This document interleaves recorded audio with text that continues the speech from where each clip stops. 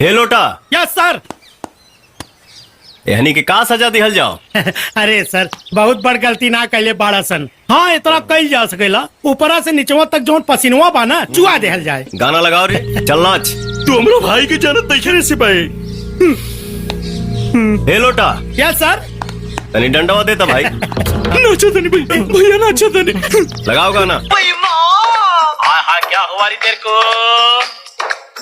हाय हाय सारे मोहल्ले में हल्ला हो गया।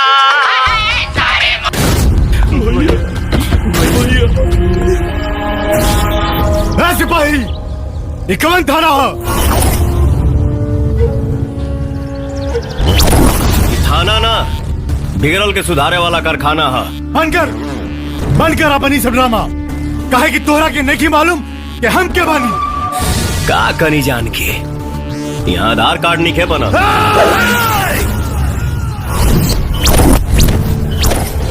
कान ठीक बा हमार, लेकिन दिमाग अक्सर खराब हो जाला।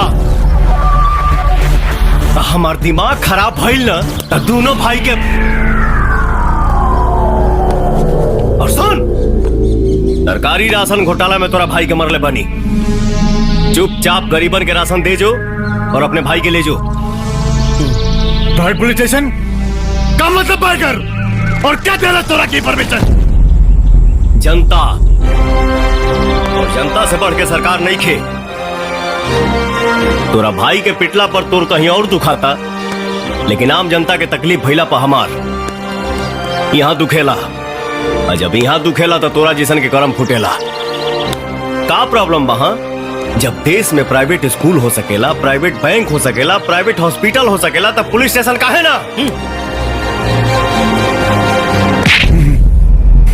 यहाँ से 50-50 कोस दूर गांव में जब कोई गुंडा पनपता है तो उसका बाप यही कहता है